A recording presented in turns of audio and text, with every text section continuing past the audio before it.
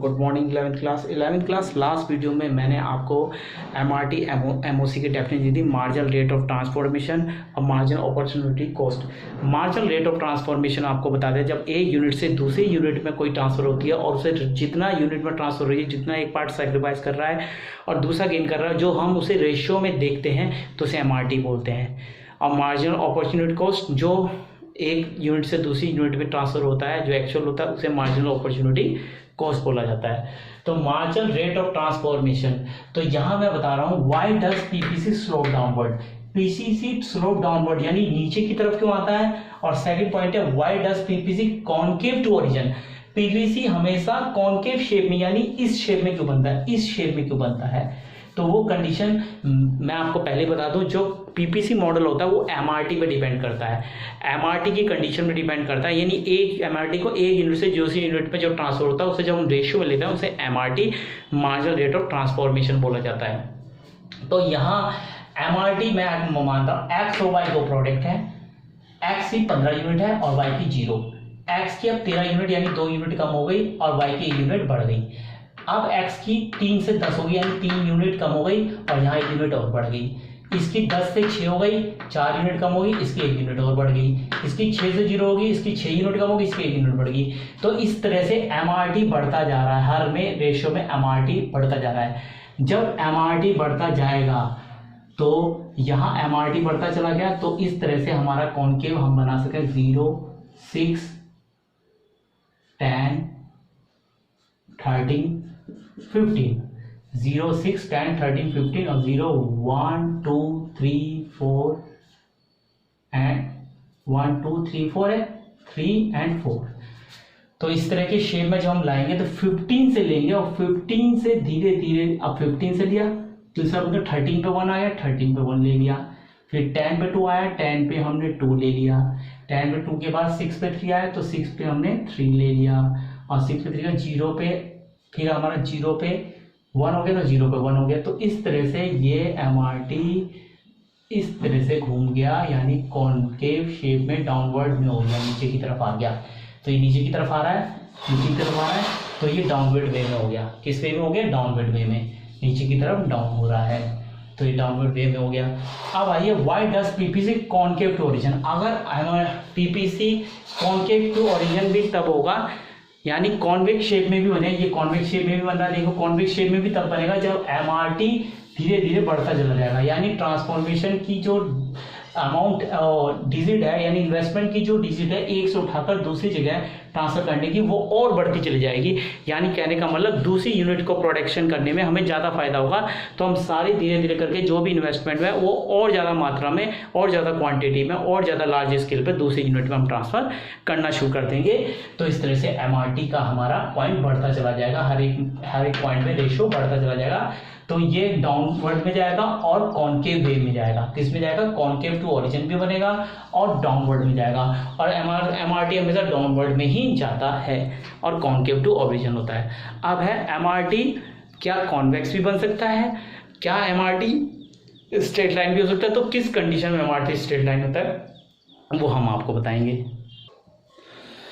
तो अब हम बताते हैं कि in the case of MRT constant, MRT constant किस कंडीशन में होगा, कांस्टेंट x और y दो प्रोडक्ट हैं, x से y ट्रांसफर हो रहा है, लेकिन जब x से y ट्रांसफर हो रहा है तो यहाँ से 1 यूनिट कम हो रही है, यहाँ 1 यूनिट बढ़ रही है, यहाँ से 1 यूनिट कम हो रही है, यहाँ, तो ये कांस्टेंट फॉर्म में है, रेशियो हमारा कांस्टेंट बन रहा है, यानी स्थिर है, रेशियो ना तो बढ़ता जाए, देखो 1 1 1 यानी 1 2 3 4 5 नहीं हो रहा है, बढ़ नहीं रहा है, केवल उसी रेशियो में है। तो अगर रेशियो सेम है बार बार तो ये एक स्ट्रेट लाइन हमारा बनेगा MRT। हमारा इस MRT कांस्टेंट होने की वजह से हमारा जो पीपीसी मॉडल होगा वो स्ट्रेट लाइन बनेगा, जैसे y प्रोडक्ट और x प्रोडक्ट। अब y प्रोडक्ट और x प्रोडक्ट है, अब इसको हम बढ़ाते हैं 0 1 2 3 4 तक और 0 1 2 3 4 11 से स्टार्ट करते हैं, 0 से हम 11 ले लेते हैं, हाँ 11 12 13 14 एंड 15। तो 15 पे 0 था, 11 पे हमारा 14 पे 1 आया, 14 पे 1 हुआ हमारा और 13 पे 2 हुआ, 13 पे ठीक हमारा 2 हो गया, और 12 पे 3 हो गया, ठीक 12 पे 3 हो गया। ग्राफ पोर्शन में ये बिल्कुल सही होता है। ग्राफ में अगर इसे शो करते हैं 11 में 4 हो गया, 11 में 4 हो गया, ये 11 हमारा आया और यहाँ आकर ये 4 हो गया। तो ये स्ट्रेट में बनेगा, ऐसी सीधी लाइन में बनेगा, सीधी। यहाँ थोड़ा ऊपर नीचे हो रहा है क्योंकि ग्राफ नहीं है, तो ऐसे सीधा बनेगा बिल्कुल स्ट्रेट। तो स्ट्रेट लाइन में बनेगा क्योंकि एमआरटी कांस्टेंट है। कांस्टेंट का मतलब बढ़ नहीं रहा है, सेम रेशियो में है। तो एमआरटी अगर कांस्टेंट रहेगा तो ये स्ट्रेट ही बनेगा। कौन पीपीसी हमारा क्या बनेगा, पीपीसी पीपीएफ, पीपीसी हमेशा कांस्टेंट है, एमआरटी कांस्टेंट है तो स्ट्रेट ही बनेगा। हाँ, अगर एमआरटी डिग्रीज लाइन में है तो ये कॉन्वेक्स बन जाता है। कॉन्वेक्स मतलब इस तरह से। अब इसको मैं इसे इस तरह करता हूँ, जैसे पहले 15 था, 15 से मैं इसे 10 कर देता हूँ। 10 से बात ये थोड़ा कम हो जाएगा, 5 कम हुआ, लेकिन अब ये 3 कम हो गया। अब 3 कम हो गया, इनमें तो 5 के बाद ये 3 5 था, अब ये 13 हो गया। हाँ 13 कह रहा हूँ। अब ये 7 हो गया। 7 के बाद अब ये थोड़ा और कम हो गया, 5।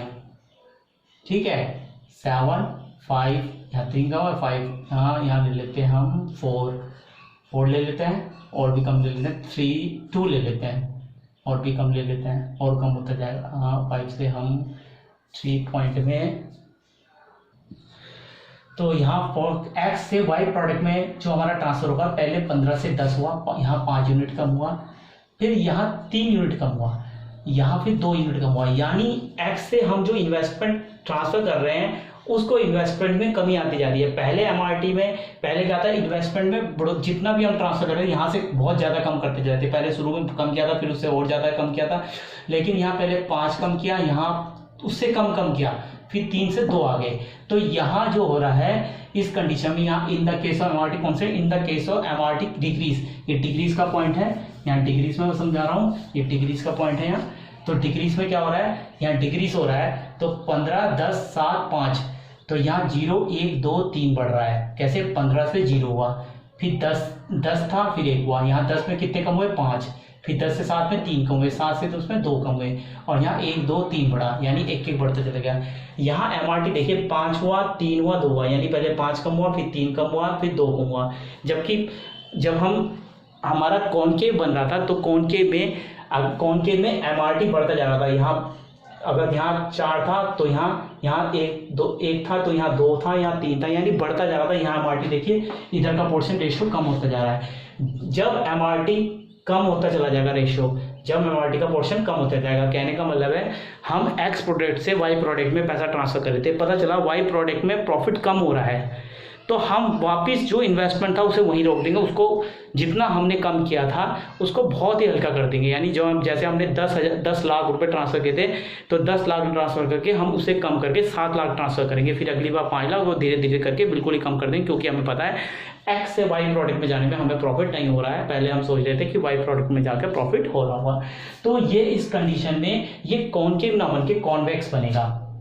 जैसे हमारा 15 पे 0 है तो 10 पे क्या है, 1, 10 पे हमारा 1 हो गया, फिर 7 पे हमारा क्या हो गया, 2, 7 पे जाके हमारा 2 हुआ, ये 2, 5 पे जाके 3 हुआ, 5 पे जाके हमारा 3 हो गया।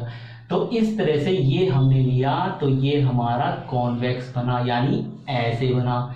कॉन्वेक्स यानी इस तरह से ढलान में बन रहा है, ऐसे करके, क्योंकि ये एमआरटी कम होता जा रहा है।